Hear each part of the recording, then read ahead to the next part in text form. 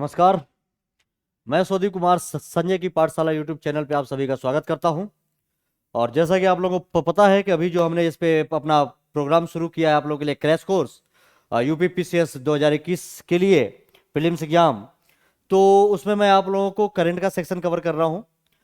Current का section तो मैं आप लोग यहाँ पे करंट कवर कराऊंगा पूरा, और इसके साथ ही संजय की पाठशाला की जो पूरी टीम है वो भी आप लोगों के साथ अपना अपना सेक्शन कवर कराएगी। और आप लोगों को मैंने बताया था कि ये पूरा जो क्रैश कोर्स होगा ये पूरा 50 डेज का प्रोग्राम है हमारा, जो हम लोग यूपी पीसीएस प्रीलिम्स एग्जाम के लिए कर रहे हैं, जो 13 जून को होने वाला है, 13 जून को। और ये आप सबके लिए फ्री है, आप सबके लिए फ्री है। तो ज़्यादा से ज़्यादा आप लोग इसको ज्वाइन करिए और ज़्यादा से ज़्यादा आप लोग इस क्लास को लाइक शेयर और सब्सक्राइब कीजिए। और तो चलिए फिर अपना बिना समय गवाए हम लोग शुरू करते हैं। आज मैं आप लोग के लिए क्या क्या करंट के टॉपिक ले लेकर के आया हूं, एक एक करके देखते हुए चलते हैं। पहला हमारा टॉपिक है आज का, इंपॉर्टेंट टॉपिक आप लोग ध्यान में रखेंगे कि ओलंपिक में शामिल हुआ ब्रेक डांस। ओलंपिक गेम्स होते हैं आप लोगों को पता है, तो इसमें जो एक डांस का एक टाइप है ब्रेक डांस, ब्रेक डांस को ओलंपिक गेम में शामिल कर लिया गया है, इसलिए इंपॉर्टेंट टॉपिक है। ध्यान से एक एक पॉइंट आप लोग पढ़ते हुए चलिए। ये देखिए क्या कह रहा है कि अंतरराष्ट्रीय ओलंपिक समिति ने, अंतरराष्ट्रीय ओलंपिक समिति ने ब्रेक डांस को आधिकारिक तौर पर ओलंपिक खेल में शामिल कर लिया है। अब जो लोग भारत में डांस के शौकीन हैं और डांस में भी ब्रेक डांस के, हिप हॉप ब्रेक डांस के जो लोग शौकीन हैं, जो लोग करते हैं, उनके लिए एक सुनहरा मौका है कि वो भी आप ओलंपिक खेल में पार्टिसिपेट कर सकते हैं। तो अंतरराष्ट्रीय ओलंपिक समिति ने क्या किया है कि ब्रेक डांस को ओलंपिक खेलों में शामिल कर लिया है। आगे देखिए कि एक ओलंपिक खेल के तौर पर ब्रेक डांस अथवा ब्रेक डांसिंग का प्रतिस्पर्धात्मक ये स्वरूप है ब्रेकिंग की आधिकारिक शुरुआत पेरिस में वर्ष 2024 में होने वाले ओलंपिक खेलों के दौरान की जाएगी। और ये जो ब्रेक डांस है ये कब से शामिल होगा, किस ईयर से आएगा इसमें? ये आएगा 2024 में जो ओलंपिक गेम होने वाले हैं। कहां होने वाले हैं? पेरिस में होने वाले हैं। 2024 का ओलंपिक गेम पेरिस में होने वाला है, उसमें ब्रेक डांस शामिल होगा, उसमें ब्रेक डांस के प्रतिभागी भाग ले सकेंगे। अब देखिए ब्रेक डांस को एक खेल के तौर पर ओलंपिक में शामिल करने के निर्णय का प्राथमिक उद्देश्य प्रायोजकों और प्रसारकों के लिए ओलंपिक खेलों की प्रासंगिकता को बनाए रखना है। ब्रेक डांस को इसमें क्यों शामिल किया गया है कि एक खेल के तौर पर ओलंपिक में, इसका प्राथमिक उद्देश्य है कि जो प्रायोजक है इसके ओलंपिक के या जो भी प्रसारक है वो इसकी प्रासंगिकता बनी रहे। और इससे एक फायदा ये भी है कि जो लोग अब ब्रेक डांस के हैं इंडिया में या इंडिया के बाहर, जो लोग भी ब्रेक डांस के शौकीन हैं, जो डांसर्स हैं, वो अब एक खेल के माध्यम से ओलंपिक में भी भाग ले सकेंगे और अपने देश का नाम ऊंचा कर सकेंगे इसके द्वारा। आगे देखिए इसमें और क्या क्या पॉइंट शामिल हैं और क्या कह रहा है। इसमें कह रहा है कि अंतरराष्ट्रीय ओलंपिक समिति के इस निर्णय से अधिक युवाओं को ओलंपिक खेलों के प्रति आकर्षित किया जा सकेगा। ठीक है, बहुत से युवा हैं भारत में भी और भारत के बाहर भी, पूरे वर्ल्ड में, जो डांस को प्राथमिकता देते हैं और बहुत से लोग हिप हॉप और ब्रेकिंग डांस को प्रीफर करते हैं। तो उनके लिए एक बहुत ही सुनहरा मौका है कि अब ओलंपिक खेलों में शामिल कर लिया है ब्रेक डांस को। तो ये इंपॉर्टेंट है, और ताकि युवाओं के बीच ओलंपिक खेलों की लोकप्रियता को बरकरार रखा जाए कि युवा इसके द्वारा ओलंपिक खेलों में भाग ले और ओलंपिक खेल की लोकप्रियता बनी रहे। और हिप हॉप जो है, हिप हॉप संस्कृति का एक प्रमुख प्रारूप में ब्रेकिंग डांस की शुरुआत 1970 के दशक में अमेरिका में हुई थी। ये जो ब्रेक डांस होता है ये हिप हॉप कल्चर है, एक डांसिंग का, एक नृत्य का कल्चर है हिप हॉप। ये अमेरिका में इसकी शुरुआत हुई थी। और जो हिप हॉप का ही एक टाइप है ब्रेक डांस, इसकी शुरुआत 1970 में, 1970 में कहां हुई थी? अमेरिका में हुई थी। इन सारे पॉइंट्स को आप लोग ध्यान में रखेंगे कि हिप हॉप कल्चर है, हिप हॉप है कल्चर, और उसका टाइप है ब्रेक डांस। ठीक है, ये ध्यान में रखेंगे। ऐसा नहीं कि ब्रेक डांस के अंदर हिप हॉप आता है, नहीं, हिप हॉप है डांस का कल्चर, संस्कृति, और उसके अंदर आता है आपका ब्रेक डांस, जिसकी शुरुआत 1970 में कहां, अमेरिका में हुआ था। ठीक है, तो ये एक था छोटा सा टॉपिक कि ओलंपिक खेलों में ब्रेक डांस को शामिल कर लिया गया है। दूसरा जो हमारा इंपॉर्टेंट टॉपिक है, यहां पे देखिए कि 1000 खेलो इंडिया केंद्रों की स्थापना की जाएगी। कहां की जाएगी, भारत में 1000 खेलो इंडिया केंद्र खोले जाएंगे। क्यों खोले जाएंगे, इसके 2-3 उद्देश्य हैं। पहला तो एक ये भी है कि जो भी खिलाड़ी रिटायर्ड हो चुके हैं, जो भी सेवानिवृत्त खिलाड़ी हैं, वो इसके द्वारा जुड़कर इस योजना के तहत जुड़कर उनको भी एक तो रोजगार का अवसर मिलेगा, और वो अपने अनुभव के द्वारा जो नए खिलाड़ी हैं उनको ट्रेनिंग दे सकेंगे। तो 1000 खेलो इंडिया केंद्रों की स्थापना की जा रही है भारत में। एक एक पॉइंट हम लोग देखते हुए चलते हैं, इसमें क्या क्या चीजें कह रहा है। और यूपी पीसीएस के एग्जाम के लिए सब इंपॉर्टेंट है, और इसमें कॉन्सेप्ट और फैक्ट दोनों है। कॉन्सेप्ट तो आप रट लेंगे, फैक्ट क्लियर हो जाएगा। तो फैक्ट में जो 2-3 स्टेटमेंट है, उन स्टेटमेंट से जो भी प्रश्न आएंगे आप उनको आसानी से सॉल्व कर लेंगे। ठीक है, तो क्या कह रहा है ये देखिए, केंद्रीय मंत्री किरण रिजिजू ने हाल ही में घोषणा की है कि सेवानिवृत्त खिलाड़ियों को रोजगार प्रदान करने के लिए सरकार देश भर में 1000 खेलो इंडिया केंद्रों की स्थापना करेगी।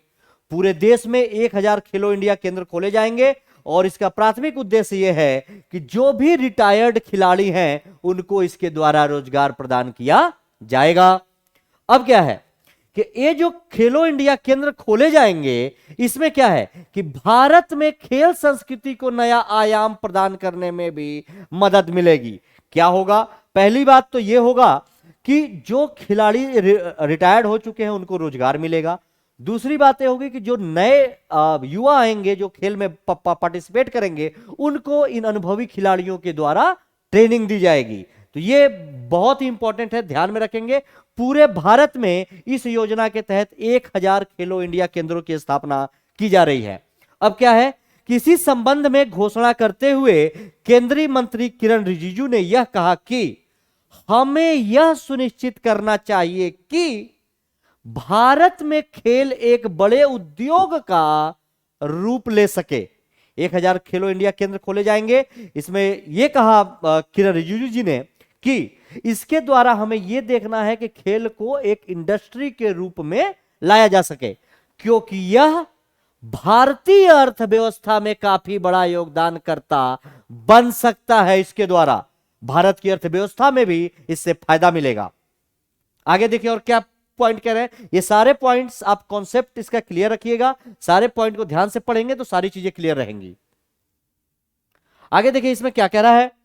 इसमें है कि खेल हमारे समग्र विकास के लिए सबसे महत्वपूर्ण कारकों में से एक है, और इसी तथ्य को ध्यान में रखते हुए सरकार द्वारा खेलो इंडिया कार्यक्रम की शुरुआत भी की गई है। गवर्नमेंट खेलो इंडिया कार्यक्रम भी चलाती है, जिसके द्वारा खेलो इंडिया कार्यक्रम के द्वारा क्या होता है कि स्कूलों कॉलेजों में लड़कों को जो भी इसमें स्टूडेंट भाग ले लें, उनको मतलब खेल के प्रति युवाओं के मन में आशा जगाने के लिए ये चीजें की गई हैं कि ज्यादा से ज्यादा युवा खेल के प्रति आकर्षित हो। तो ये प्रोग्राम है खेलो इंडिया। ठीक है, ये स्कूल और कॉलेज स्तर पे होता है, और इसी के तहत 1000 खेलो इंडिया केंद्र की भी स्थापना की जाएगी कि उसमें क्या उन केंद्रों में ये लड़के जाके वहां पे ट्रेनिंग करेंगे, और जो इनको ट्रेनिंग देंगे वो होंगे रिटायर्ड खिलाड़ी।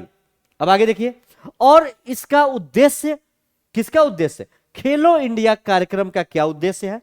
इसका उद्देश्य भारत में सभी प्रकार के खेलों के लिए अवसंरचनात्मक विकास करना और भारत में खेल संस्कृति को एक नया रूप प्रदान करना। ज्यादा से ज्यादा अगर युवा खेल के प्रति आकर्षित होंगे तो भारत की खेल संस्कृति भी मजबूत होगी, और आगे जाकर के जैसे जो भी गेम होंगे, जैसे भी हमने ओलंपिक के बारे में पढ़ा, अभी हमने लास्ट टॉपिक देखा कि ओलंपिक में ब्रेक डांस भी शामिल हो गया है, तो और भी खेल के खिलाड़ी ओलंपिक में भाग ले सकेंगे, भारत का नाम भी इससे होगा और भारतीय अर्थव्यवस्था भी मजबूत होगी। तो सारे पॉइंट्स को आप लोग ध्यान में रखेंगे, इंपॉर्टेंट। आगे देखिए, अगला टॉपिक हम पढ़ेंगे। अभी एक नया आया है सिंधु सभ्यता के खोज के बारे में, कि सिंधु सभ्यता के आहार के बारे में। आहार तो आप लोगों को पता ही होगा, आप लोगों ने सिंधु सभ्यता या हड़प्पा सभ्यता के बारे में एंशिएंट इंडिया में पढ़ा होगा, प्राचीन भारत में। तो आप लोगों को पता होगा कि वो आहार में क्या क्या खाते थे, ठीक है। तो इसमें सबसे इंपॉर्टेंट क्या आया है ये, और मैंने आप लोग को हमेशा बताया कि जो भी मैं करंट आप लोग को इसमें इस क्रैश कोर्स में चल रहा है, दिसंबर 2020 से लेकर के मई 2021 तक के मैं आप लोग के को इसमें करंट कवर कराऊंगा। तभी जो भी सेक्शन मैं पढ़ा रहा हूं आप लोग को, ये सब दिसंबर के चल रहे हैं। इसके बाद फिर मंथ बाय मंथ आएंगे, दिसंबर के बाद जनवरी, फरवरी, मार्च, अप्रैल, मई, इस तरीके से। तो आप लोग ध्यान में, आप लोगों को पता ही होगा, इतिहास में आपने पढ़ा होगा कि सिंधु सभ्यता को ही हड़प्पा सभ्यता कहते हैं, ठीक है। और सिंधु सभ्यता इंडस वैली सिविलाइजेशन। और इसमें ऐसा नहीं कि अभी आहार का पता चला है, उस समय की सभ्यता सबसे अच्छी सभ्यता थी। आप आज के परिवेश में देख सकते हैं हर चीज में। तो आहार का पता चलने का इन द सेंस है कि ये पता चला है कि ये लोग अपने आहार में मांस का भी उपभोग करते थे, मांस। और मांस में सबसे ज्यादा उपयोग जो चीजें होती थी, ये आया है कि गौ मांस का उपयोग करते थे। ये अभी दिसंबर में ये आया है, ये पता चला है शोध में कि गौ मांस का उपयोग करते थे। तो ये जरूर ध्यान में रखेंगे क्या क्या है। आइए एक एक चीज करके देखेंगे कि कहां पता चला, क्या क्या चीजें पता चली। उसके बाद थोड़ा सा बेसिक जानेंगे, क्योंकि आप लोग एंशिएंट इंडिया में पढ़े भी होंगे, जीएस में पढ़ना है सबको, तो डिटेल से पढ़े होंगे। फिर भी एक छोटा सा हम लोग परिचय सिंधु सभ्यता का भी देखेंगे। पहले जो करंट का टॉपिक है उसको पढ़ लेते हैं। चर्चा में क्यों है ये टॉपिक, ये टॉपिक चर्चा में क्यों है, सिंधु सभ्यता का आहार। क्या कह रहा है, ध्यान से देखिए। कह रहा है कि हाल ही में जर्नल ऑफ आर्कियोलॉजिकल साइंस, ठीक है, कौन, जर्नल ऑफ आर्कियोलॉजिकल साइंस में प्रकाशित एक अध्ययन के अनुसार सिंधु घाटी सभ्यता के लोगों के आहार में मांस का प्रभुत्व था। मांस, जैसे वो लोग वेज तो खाते थे, नॉन वेज भी खाते थे, तो लेकिन मांस का ज्यादा था, ज्यादा प्रभुत्व था। तो क्या था, अभी हाल ही में ये पता चला है, और ये लेख कहां प्रकाशित हुआ है, जर्नल ऑफ आर्कियोलॉजिकल साइंस में प्रकाशित है ये लेख। और ये दिसंबर की बात है, तो सभी लोग जरूर ध्यान में रखेंगे। क्या है, इसमें कहा गया है कि सिंधु सभ्यता के लोगों के आहार में मांस जो था उसका प्रभुत्व था, और उन मांसों में सबसे ज्यादा गोमांस व्यापक रूप में शामिल था। तो एक चीज ध्यान में रखेंगे, आज जो हम लोग ये पढ़ रहे हैं, इसके अलावा कल मैं आप लोगों को जो एक टॉपिक और पढ़ाऊंगा, उसमें मैं आप लोगों को पढ़ाऊंगा कि सिंधु सभ्यता में डेयरी उत्पादन के भी साक्ष्य मिले हैं। तो सिंधु सभ्यता से जुड़े हुए दो दो चीज के साक्ष्य मिले हैं। तो इस बार के लिए सिंधु सभ्यता इंपॉर्टेंट हो सकती है किसी भी एग्जाम में। और वैसे ये तो पीसीएस का क्रैश कोर्स चल रहा है, तो पीसीएस के लिए भी, इनफैक्ट यूपीएससी में भी। तो इन चीजों को आप लोग ध्यान में रखिएगा कि सिंधु सभ्यता से प्रश्न आ सकते हैं। अब जरूरी नहीं कि यही पूछेगा कि गोमांस के साक्ष्य मिले या डेयरी था, वो सिंधु सभ्यता से जुड़े हुए किसी भी टॉपिक का सवाल पूछ सकता है। तो सिंधु सभ्यता इस बार के लिए इंपॉर्टेंट है। उस सिंधु सभ्यता के बारे में डिटेल से आप लोग जरूर पढ़ेंगे। अभी इस थोड़े से करंट इश्यूज के बाद कुछ बेसिक चीजें सिंधु सभ्यता के बारे में मैं आपको बताऊंगा, वो आप लोगों को पता भी होगा। फिर भी अगर टॉपिक उसकी बात चल रही है तो वो चीजें जानना जरूरी है। आगे देखिए, आगे क्या कह रहा है, इसमें क्या है, क्या क्या इंपॉर्टेंट पॉइंट है, आप ये देखिए कि सिंधु सभ्यता के बर्तनों पर पाए गए चर्बी के अवशेषों पर यह शोध किया गया है। ये जो शोध आया है, यह शोध क्या आया है कि सिंधु सभ्यता से जो बर्तन मिले हैं, जैसे कि मैं अभी बताया कि आपको एक टॉपिक अभी पढ़ाऊंगा कि जिसमें प्रोटीन और वो वसा मिले थे, तो जिससे पता चला कि वहां पे डेयरी और बहुत ज्यादा उत्पादन होता था। तो उसी तरीके से उन बर्तनों पे कुछ मांस के अवशेष भी मिले हैं, जो आर्कियोलॉजिकल डिपार्टमेंट ने उस पर शोध किया और उसमें यह प्रकाशित हुआ। तो ये कह रहा है कि जो उनके बर्तनों पर चर्बियों के अवशेष प्राप्त हुए हैं, उससे यह पता चलता है कि इसमें सुअरों, मवेशियों, भैंसों, भेड़ों और बकरियों के मांस की अधिकता मिली है। और मवेशी मतलब ध्यान में रखेंगे, ये गाय की बात हो रही है, ठीक है। सुअरों, मवेशियों, भैंसों, भेड़ों और बकरियों के मांस की अधिकता मिली है। और प्राचीन उत्तर पश्चिमी भारत के ठीक है, प्राचीन में जो उत्तर पश्चिमी भारत का क्षेत्र था उस समय, शहरी और ग्रामीण इलाकों में मिले पुरातन बर्तनों में दूध से बनी कई चीजों के अवशेष भी पाए गए हैं। मैंने आपको बताया था कि दूध से भी प्रोटीन और वसा के में मिले हैं, तो अगले टॉपिक में हम लोग अगली क्लास में उस टॉपिक में डिस्कस करेंगे। आज बात होगी इस पे। तो क्या है कि ये वहां पे दूध के भी साक्ष्य में मिले हैं, इस पे तो कल के क्लास में। बाकी वर्तमान में जो इलाका है जहां पे दूध वाले साक्ष्य में मिले हैं उत्तर पश्चिमी भारत के, वर्तमान में यह एरिया हरियाणा और उत्तर प्रदेश यानी वेस्टर्न यूपी की बात कर रहा है। उत्तर पश्चिमी भारत, हरियाणा और वेस्टर्न यूपी, यहां से दूध और इन सब चीजों के अवशेष में मिले हैं, जिसपे हम लोग कल बात करेंगे। तो ये जरूर ध्यान में रखेंगे कि जो चर्बी के अवशेष पाए गए हैं, जिसपे आर्कियोलॉजिकल डिपार्टमेंट ने शोध किया, रिसर्च किया, उससे यह पता चला है सुअर, मवेशी, भैंस, भेड़, बकरी, इन सबके मांस की अधिकता थी। मतलब सिंधु सभ्यता के लोगों में मांस जो था वो आहार का मतलब प्रमुख स्रोत था। ठीक है, मतलब ज्यादातर वो लोग मांस खाते थे, उसका ज्यादा प्रभुत्व था। अब देखिए, अब जैसे हरियाणा और उत्तर प्रदेश, और उसके बाद फिर कुछ एरिया है आलमगीरपुर, मेरठ जो उत्तर प्रदेश में है, यहां पे मिला हरियाणा, और मसूदपुर, लोहारी राघो, राखीगढ़ी शहर हिसार का हरियाणा में, और खानक, भिवानी, फरमाना शहर रोहतक। ये आपको ये शहर नहीं याद करना है, ये मैं आपको बस ध्यान के लिए बता दिया हूं कि टॉपिक पढ़ रहे हैं तो हरियाणा में किस जगह से, उत्तर प्रदेश में किस जगह से अवशेष मिले हैं। आपको ये नहीं पूछेगा कि पर्टिकुलर कौन सा जिला, तो ये सब आपको ध्यान नहीं रखना है, अपने नॉलेज के लिए बस समझिएगा। अब इसमें क्या कह रहा है, ये जो अध्ययन हुआ है इसमें, कि इस अध्ययन में सिंधु घाटी सभ्यता के ग्रामीण और शहरी बस्तियों से पशु उत्पाद जैसे कि सुअर का मांस, मवेशी, भैंस, भेड़ और बकरी के साथ साथ डेयरी उत्पादों का प्रभुत्व भी पाया गया है। ये दोनों रिसर्च एक साथ ही हुए थे जब आर्कियोलॉजिकल डिपार्टमेंट वहां के बर्तनों से जब वो इकट्ठा कर रहा था, तो वहां पे उनको मांस मतलब कि जानवरों के मांस की चर्बी भी मिली थी, प्रोटीन और वसा भी मिला था। तो डेयरी का भी साक्ष्य है, तो डेयरी वाला डिटेल कल से देख लेंगे, आज ये है। तो इस पे मांस के साथ साथ डेयरी उत्पादों का भी प्रभुत्व पाया गया था वहां पे। और वहां के घरेलू पशुओं में कौन कौन होते थे, जैसे मवेशी और भैंस, मवेशी यानी यहां गाय का संबोधन है, ये मवेशी भैंस वहां पे प्रचुर मात्रा में पाई जाती थी सिंधु सभ्यता के समय में, क्योंकि इस समय के प्राप्त कुल जानवरों की हड्डियों में से 50 से 60% इन्हीं के हैं, और शेष 10% हड्डियां भेड़ और बकरी से संबंधित है। क्योंकि उस समय के जो हड्डियां पाई गई हैं वहां पे, तो उन हड्डियों में क्या है कि ज्यादातर 50 से 60% हड्डियां इन्हीं जानवरों की पाई गई हैं, गाय भैंस वगैरह की, और बाकी के 10% की हड्डियां केवल मिली हैं भेड़ और बकरियों से संबंधित है। ये देखिए, और सिंधु सभ्यता से प्राप्त मवेशी की हड्डियों का उच्च अनुपात भोजन के रूप में गो मांस का इस्तेमाल किए जाने की पुष्टि करता है।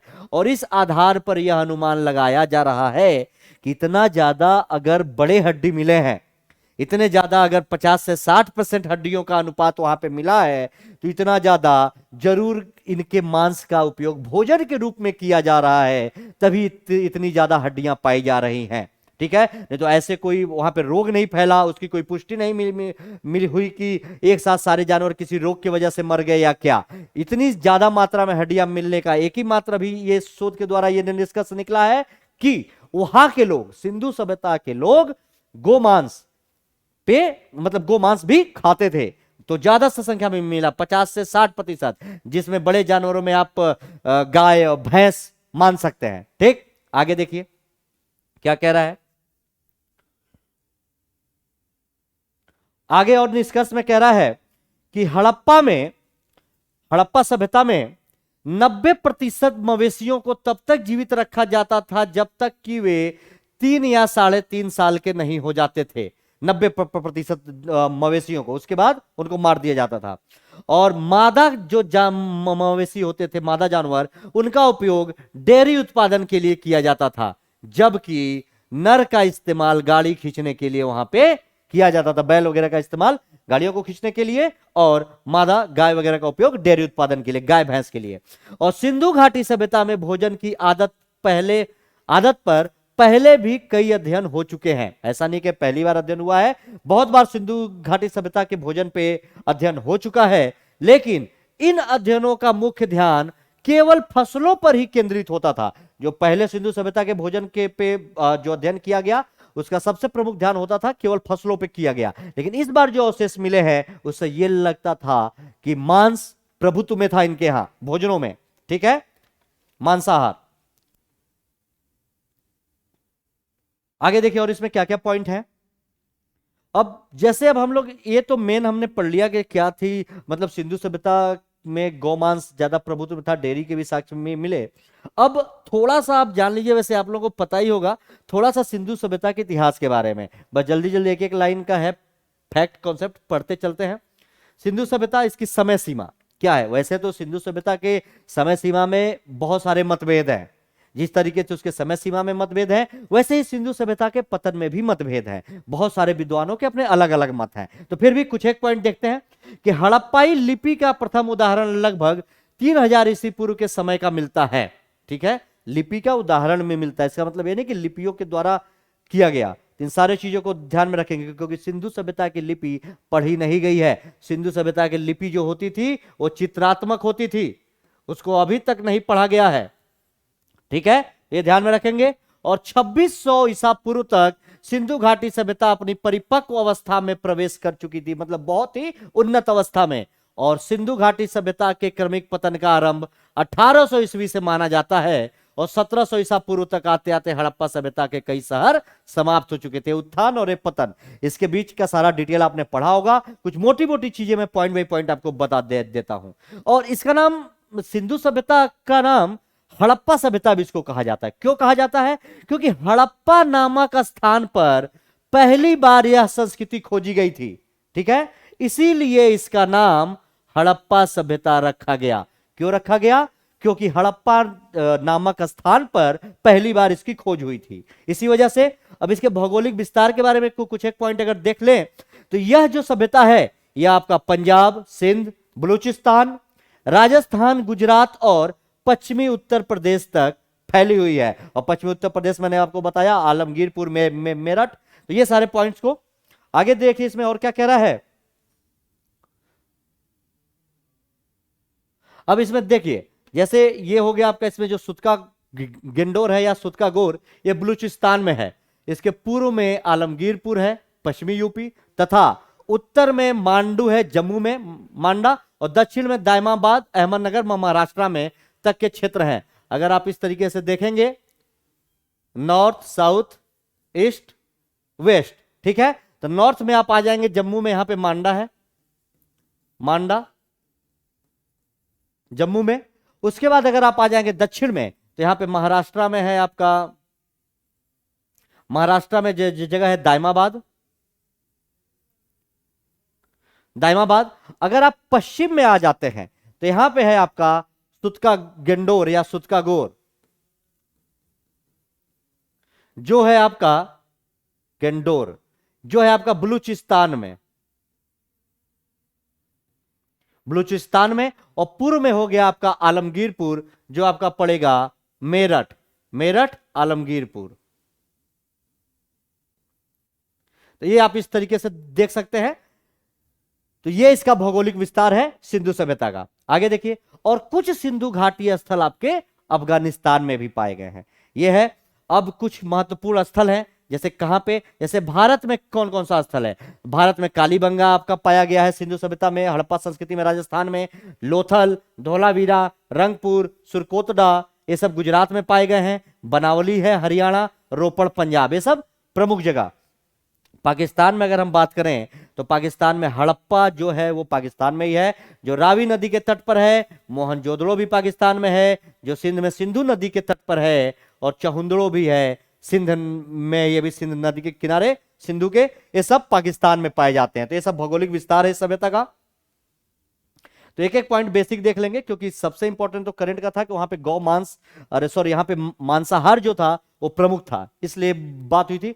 अब क्या कह रहा है थोड़ा सा, अगर कि सिंधु घाटी के शहरों में परिष्करण उन्नति का स्तर देखा जा सकता है, जो उसके समकालीन अन्य सभ्यताओं में नहीं देखा जा सकता। यानी कि सिंधु सभ्यता के जो नगर नियोजन था वो उस समय की जो भी सभ्यताएं थी, जैसे उस समय की समकालीन सभ्यता आपकी मेसोपोटामिया की सभ्यता है, ये सब सभ्यताओं में इतना विस्तार नहीं देखा गया। आप उस सभ्यता को आज के दौर से भी जोड़ के देख सकते हैं, जिस तरीके का है उसी तरीके का था। अब जैसे नगर योजना के बारे में बात करें इसके, तो क्या कह रहा है कि अधिकांश शहरों का स्वरूप समान था।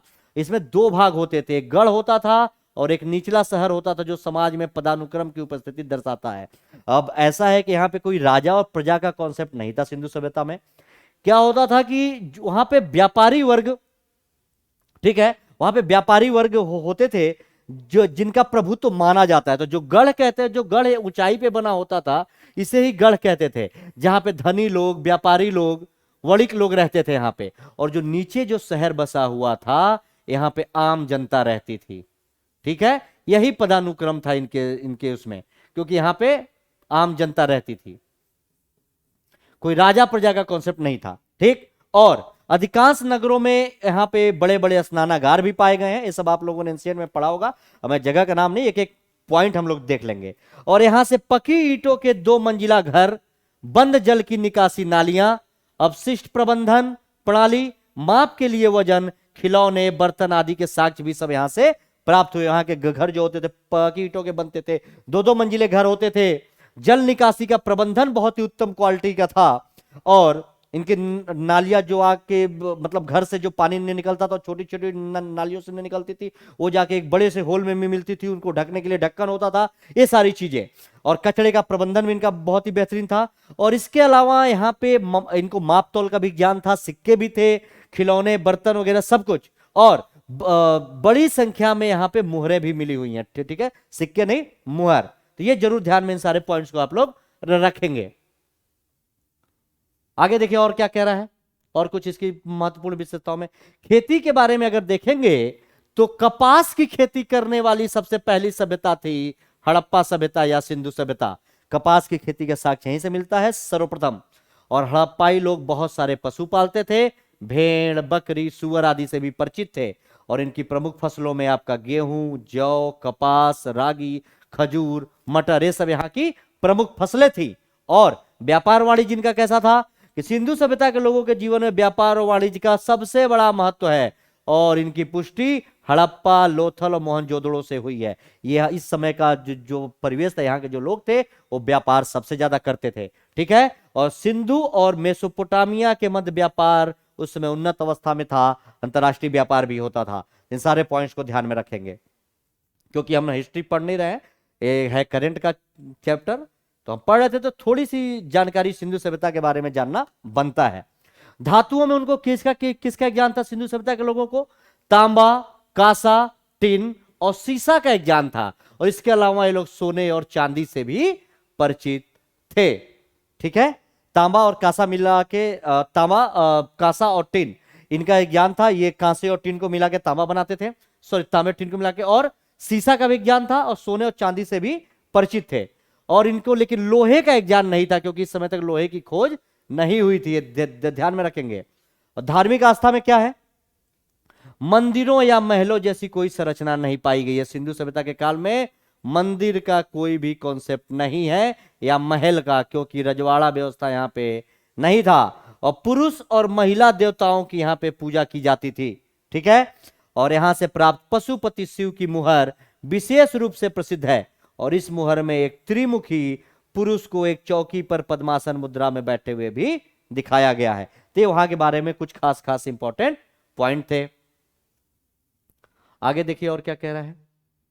वहां पे मृदभांड यानी मिट्टी के जो बर्तन थे वो कैसे थे कि यहां पर पाए गए जो मृदभांड है अधिकांशतः लाल अथवा गुलाबी रंग के यहाँ पे मिट्टी के बर्तन पाए गए हैं। ठीक है, मृदभांड यानी मिट्टी के बर्तन। तो यहाँ के जो मिट्टी के बर्तन है वो लाल और गुलाबी रंग के हैं, लेकिन उन बर्तनों पर प्राय जो ऊपर पॉलिश की जाती थी, बर्तनों पे, बर्तन तो बन गया लाल और इसका गुलाबी रंग का, लेकिन उसके ऊपर जो नक्काशी, डिजाइनिंग या जो चित्रकारिता की जाती थी, पॉलिश, काले रंग से उस पर अलंकरण होता था, उस पर डिजाइनिंग, सुंदरता उस पर काले रंग से ऊपर बनाया जाता था। और कांचली मृदा यानी फायंस का उपयोग मनकों, चूड़ियों, बालियों और जहाजों के निर्माण में किया जाता था। एक कांचली मृदा, फायंस आप ऐसे समझ सकते हैं, आपने चीनी मिट्टी का बर्तन देखा है, चीनी मिट्टी के कप, पॉट वगैरह आपने देखे होंगे, घर में भी यूज होता है। तो वो जो चीनी मिट्टी का जो पत्थर होता है ना, उसी को कांचली मृदा कहते हैं, क्योंकि एकदम चिकना होता है वो, उसी को, क्योंकि कांच की तरह होता है देखने में, कांचली मृदा, उसी को क्या कहते हैं? फायंस यानी चीनी मिट्टी। उसके भी मित्र, तो उन मृदा से मन के, चूड़ी, बाली, जहाज वगैरह का उस समय निर्माण होता था। कला का क्या स्वरूप था उनके समय में? कला का स्वरूप था कि मोहनजोदड़ो से नर्तकी की एक लघु प्रतिमा मिली है और माना जाता है कि यह 4000 वर्ष पुरानी है। और ये अक्सर क्वेश्चन में पूछता है नर्तकी की प्रतिमा कहां से, तो मोहनजोदड़ो से। और मोहनजोदड़ो से एक दाढ़ी वाले पुरोहित या राजा की मूर्ति भी मिली है उसको, लेकिन मोस्टली लोग पुरोहित मानते हैं। और कुछ भी विशेषताओं में क्या क्या विशेषताएं हैं देखिए क्या कह रहा और भी विशेषताओं में। और लोथल आप जानते होंगे वहां से एक डॉकयार्ड मिला है, यानी जहाज जहां पे बनाया जाता था। और वहां के जो मृतक थे उनको लकड़ी के ताबूतों में भी दफनाया जाता था। और सिंधी घाटी की लिपि को अभी तक पढ़ा नहीं गया है क्योंकि यहाँ की लिपि जो है वो चित्रात्मक है, ठीक है, लिखी गई नहीं है, चित्रों के माध्यम से मछली फूल देवताओं के द्वारा लिखा गया है जिसको अभी तक पढ़ा नहीं गया है। तो इसीलिए ये सारे पॉइंट्स को ध्यान में रखिएगा, एक एक एक की पॉइंट था। अगला जो हमारा टॉपिक है उसका नाम है महासरद प्लेटफॉर्म। क्या कह रहा है महासरद प्लेटफॉर्म के बारे में देखिए। महासरद प्लेटफॉर्म क्यों है चर्चा में, क्या है ये, इस प्लेटफॉर्म के बारे में एक एक पॉइंट हम लोग देखते हैं। क्या कह रहा है महासरद प्लेटफॉर्म के बारे में। ये जो महासरद प्लेटफॉर्म है ये दिव्यांगों के लिए शुरू किया गया है और ये कहां, महाराष्ट्र में। क्या कह रहा है एक एक पॉइंट देखिए कि दिव्यांग लोगों की सहायता के लिए महाराष्ट्र सरकार ने डिजिटल प्लेटफॉर्म विकसित किया है जिसका नाम है महासरद प्लेटफॉर्म। यह एक डिजिटल प्लेटफॉर्म है और ये किसके लिए शुरू किया गया है, ये महाराष्ट्र ने शुरू किया है दिव्यांगों के लिए। और महासरद नाम का यह डिजिटल प्लेटफॉर्म राज्य में दिव्यांग लोगों को मुफ्त में आवश्यक उपकरण प्राप्त करने में मदद करेगा। मुफ्त में उपकरण, एक क्लास में मैंने आपको बताया था इसके बारे में, योजनाएं बहुत सारी। तो ये जो है महासरद प्लेटफॉर्म महाराष्ट्र गवर्नमेंट का है और एक ऑनलाइन प्लेटफॉर्म है। इसके जरिए क्या होगा कि जो दिव्यांगजन है वो लोग ऑनलाइन माध्यम से उपकरण प्राप्त कर सकते हैं यहाँ पे आवेदन करके, वो भी मुफ्त में। और यह डिजिटल प्लेटफॉर्म राज्य के दिव्यांगजनों और उपकरण दान करने वाले लोगों को, कंपनियों को और विक्रेताओं के बीच एक सेतु के रूप में कार्य करेगा।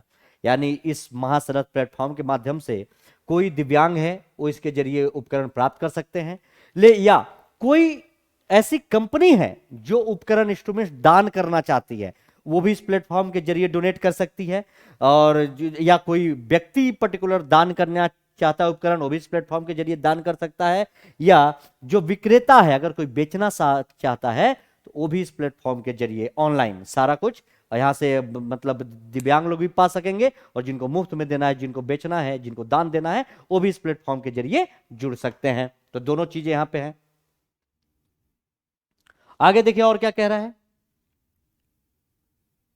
और इसमें कह रहा है कि दिव्यांगजनों के जीवन को सुगम या सरल बनाने के लिए आवश्यक आधुनिक उपकरण जैसे क्या क्या, ब्रेल क्रिट जो ब्लाइंड है उनके लिए, श्रवण यंत्र जो सुन नहीं सकते, कृत्रिम अंग आर्टिफिशियल बॉडी जिनके हाथ पैर नहीं है उनके लिए, और बैटरी से चलने वाली व्हील चेयर, ये सब उपकरण हैं जो उस पे इस प्लेटफॉर्म के माध्यम से उनको दिया जाएगा।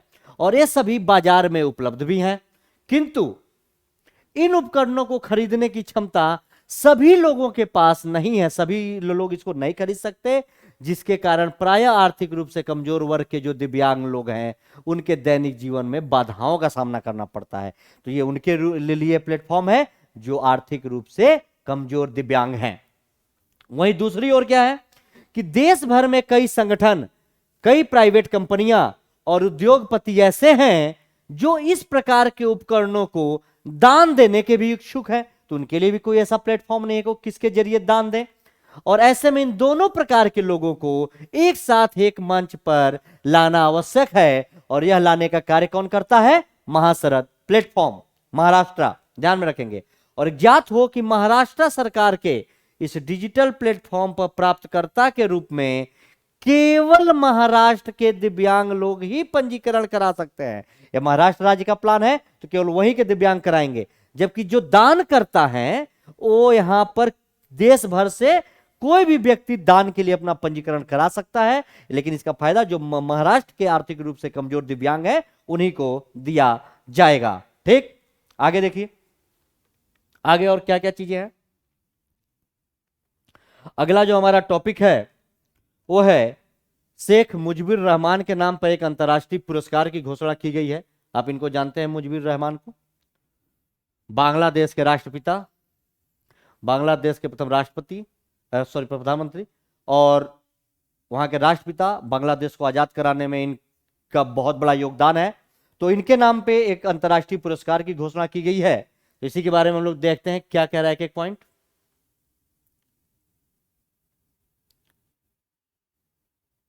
और यह पुरस्कार की घोषणा कौन किया है? यूनेस्को ने किया है। क्या कह रहा है? यूनेस्को ने, किसने?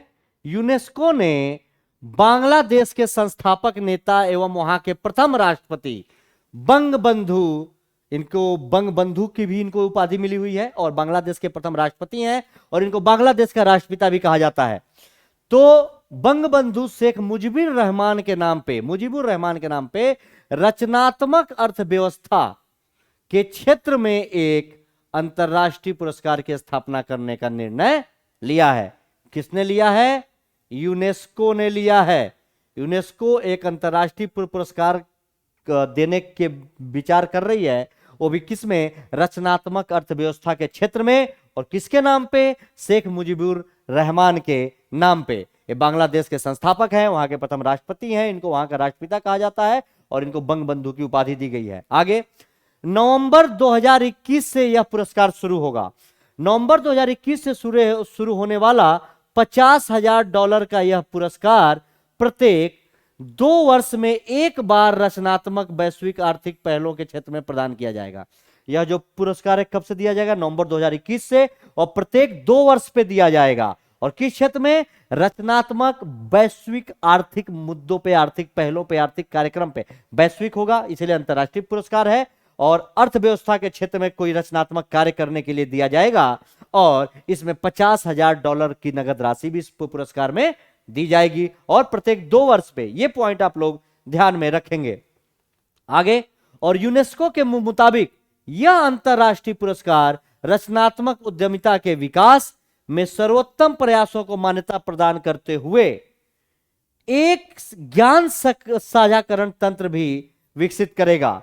और ज्ञात हो कि यूनेस्को ने वर्ष 2021 को सतत विकास के लिए रचनात्मक अर्थव्यवस्था का अंतर्राष्ट्रीय वर्ष भी घोषित किया है। जो 2021 है, इसको यूनेस्को ने सस्टेनेबल डेवलपमेंट के लिए, वो भी रचनात्मक अर्थव्यवस्था के क्षेत्र में, अंतर्राष्ट्रीय दिवस घोषित किया हुआ है। इन सारे पॉइंट्स को ध्यान में रखेंगे इनके बारे में।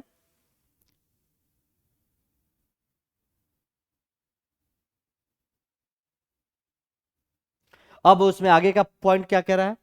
कह रहा है कि वर्तमान में अंतर्राष्ट्रीय स्तर पर प्रसिद्ध लोगों और संगठनों के नाम पर यूनेस्को कुल 23 अंतर्राष्ट्रीय पुरस्कार है, भी ध्यान में रखेंगे। इस टाइप का लोगों के नाम पे, संगठनों के नाम पे देने वाले यूनेस्को के तकरीबन 23 यूनेस्को इंटरनेशनल प्राइज देता है। और शेख मुजीबुर रहमान को बांग्लादेश का राष्ट्रपिता भी कहा जाता है, मैंने आप लोगों को बताया था।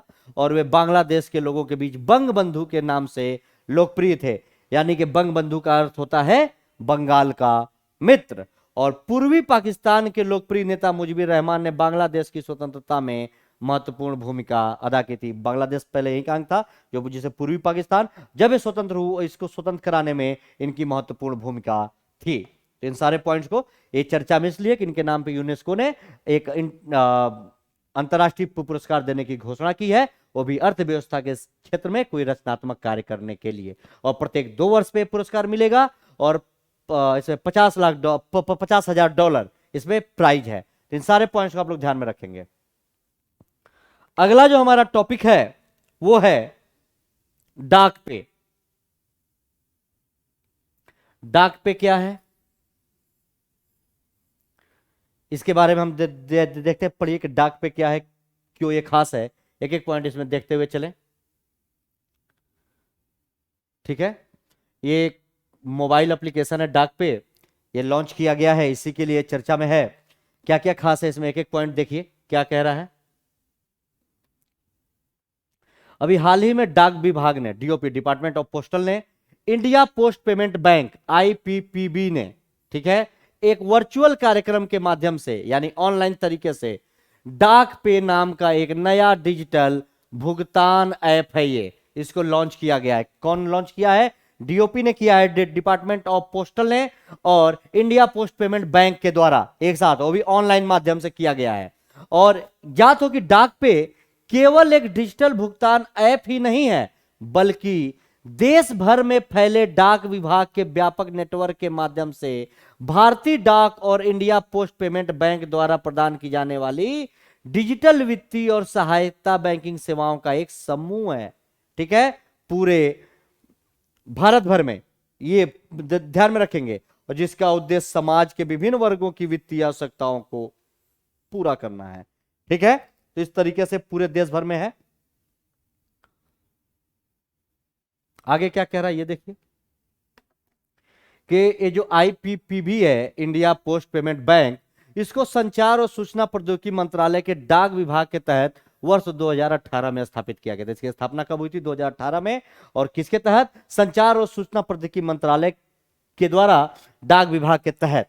और इसमें भारत सरकार की 100% हिस्सेदारी है आईपीपीबी में, इंडियन गवर्नमेंट की। और इसका उद्देश्य है कि भारत के आम नागरिकों को तक सुगम, सस्ती और विश्वसनीय बैंकिंग सेवाएं उपलब्ध कराना।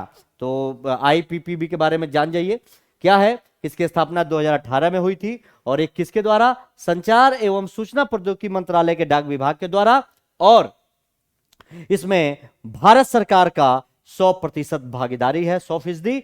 और इसका मुख्य कार्य क्या है कि जो भारत के आम लोग हैं उनको सरल, सस्ता और विश्वसनीय बैंकिंग सेवाएं उपलब्ध कराना। इन सारे पॉइंट्स को आप लोग ध्यान में रखेंगे, क्या क्या चीजें हैं इसमें। ठीक है, अगला जो हम लोग टॉपिक डिस्कस करेंगे वो है महाराष्ट्र का पहला खेल विश्वविद्यालय। महाराष्ट्र में महाराष्ट्र का पहला खेल विश्वविद्यालय यूनिवर्सिटी खोली जा रही है। क्या कहा जा रहा है इसमें? ध्यान से देखिए क्या क्या पॉइंट है। क्या कह रहा है? ध्यान से देखिए कि महाराष्ट्र सरकार इसमें क्या कह रही है।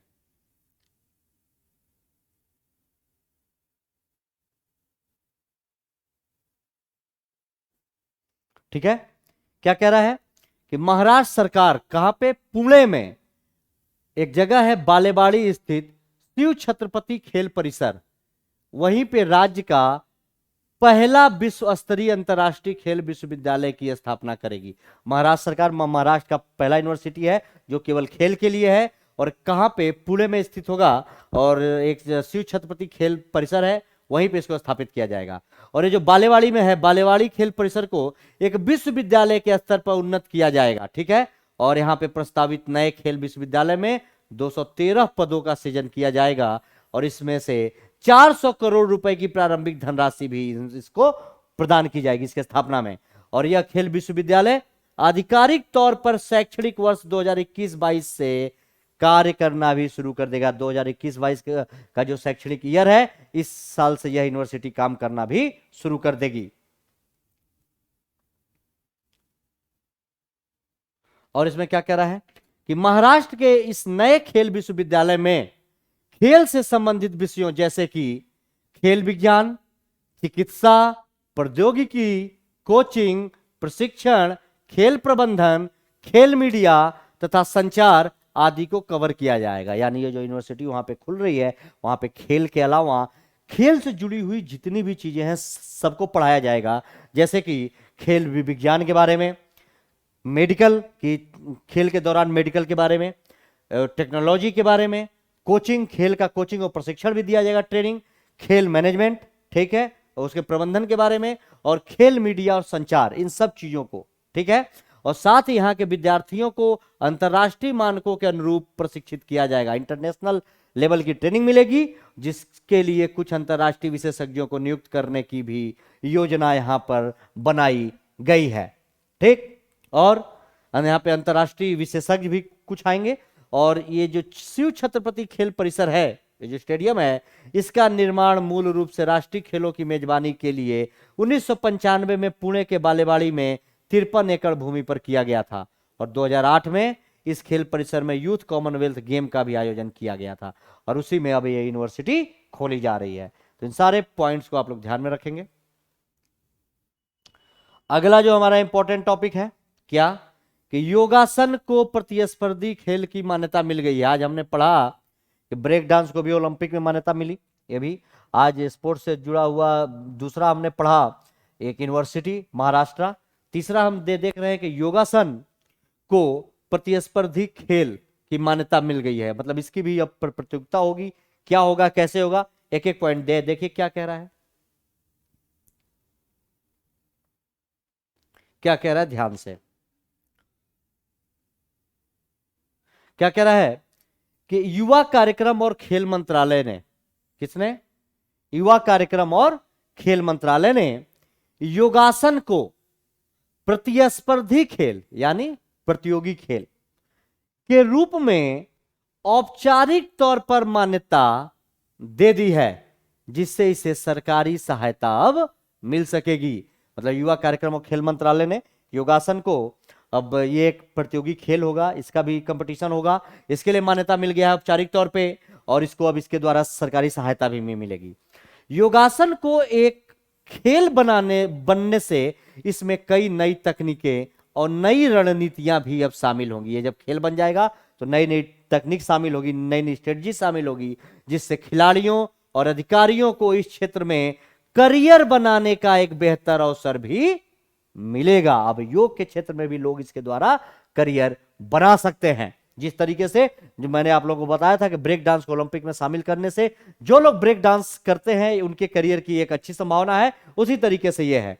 और साथ ही योगासन को खेल के रूप में मान्यता मिलने से इसमें प्रतिस्पर्धा पैदा होगी, कंपटीशन पैदा होगा, खेल के रूप में मान्यता मिलेगा तो, और इसे जिससे दुनिया भर के लोगों में योग के प्रति रुचि भी बढ़ेगी। ठीक है, खेल बन जाएगा, कंपटीशन होगा तो लोगों का इंटरेस्ट भी आएगा। तो ये इंपॉर्टेंट है, सब ध्यान में रखेंगे आप लोग। आगे क्या कह रहा है इसमें कि अगस्त 2019 में योग विशेषज्ञ डॉक्टर